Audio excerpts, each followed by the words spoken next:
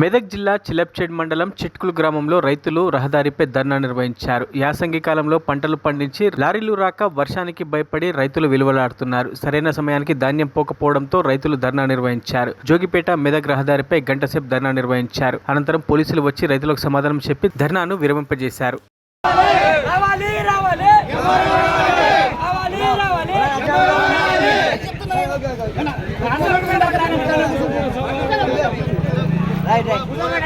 చెప్పింది కదా